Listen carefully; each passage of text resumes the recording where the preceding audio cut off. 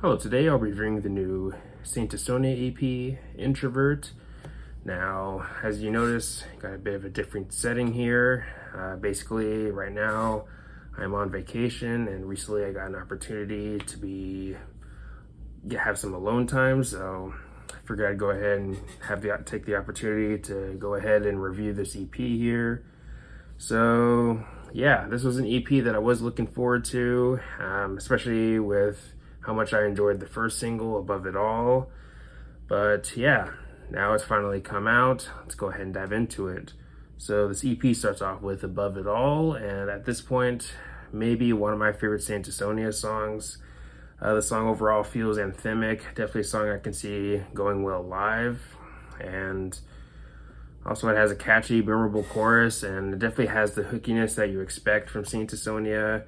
Yes, you can maybe make the argument that the song overall is kind of standard Saint Asonia, but personally I don't really have a problem with that because I think the song overall does enough to make me want to go back to it for more and more listens. So yeah, overall, Above It All, definitely one of the highlights for me on this EP. But next we have Better Late Than Never, and this was the second single. Didn't review it when it came out, but my feelings on it haven't really changed all that much since it came out. And yeah, basically I think the song is just all right. Not bad. I would say it's good, but it just didn't really much of a lasting impression on me. A song that just didn't really stick with me, or at least as much as the previous single, Above It All, but still overall a solid track, a decent track. But next we have Chew Me Up featuring Terrible Johnny. Terrible Johnny is an artist that I'm not familiar with, but I overall did like his verse. You have some singing, and you also have some rapping in there also. But overall, I found he had some decent chemistry with Adam Gontier. But I wouldn't say his vocal performance blew me away by any means. I wouldn't call it a highlight moment on the album, but still overall, I liked his vocal performance on here on this song. Now, during my first listen of the song, I'll admit I thought the song was kind of mid, but as I've given the song more and more listens, it has been growing on me. But yeah, overall, Chew Me Up, overall pretty solid track. And overall, I think it also has a decent chorus. But next we have So What.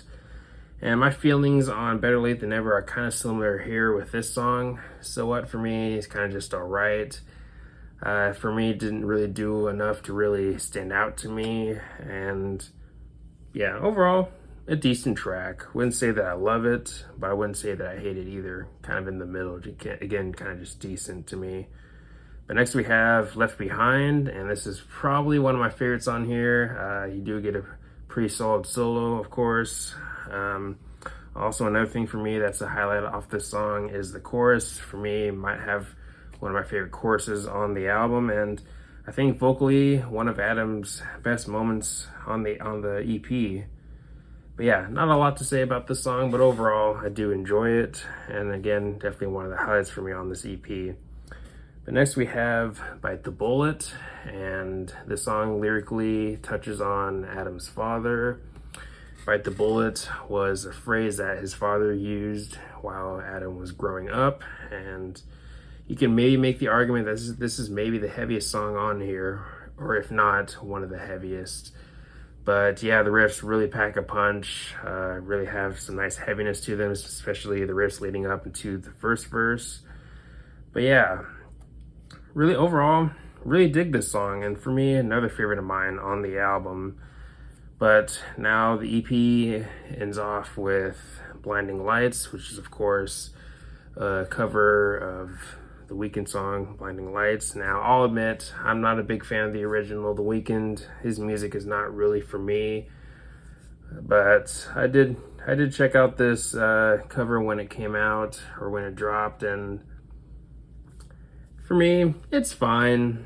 I mean, maybe not a cover that I would see myself going back to, or at least not a lot, but overall, I think it's fine. It's just, again, for me, I'm just not a really big fan of the original, and this cover for me, it's fine. But of course, not bad though. But yeah, overall, I did like this EP. I wouldn't say that I love it. I wouldn't go as far to say that's going to be one of my favorite releases of the year, but still, there's some good stuff on here. Definitely stuff worth checking out, such as songs like Above It All and Bite the Bullet and Left Behind. But yeah, overall, I like this EP, and if I had to give this a rating, I'd probably give it probably an 8 out of 10. Now, like what I've said in previous reviews, my rating could change at any time, but as of now, I'd probably go with a solid 8 out of 10. But anyways, let me know your thoughts on this EP. Do you love it? Do you hate it? How's it compare to the previous releases for you personally? Let me know some of your favorite and least favorite tracks on here and all the good stuff. But anyways, thanks for watching. Please leave a comment and like, subscribe. Have a nice day and take care.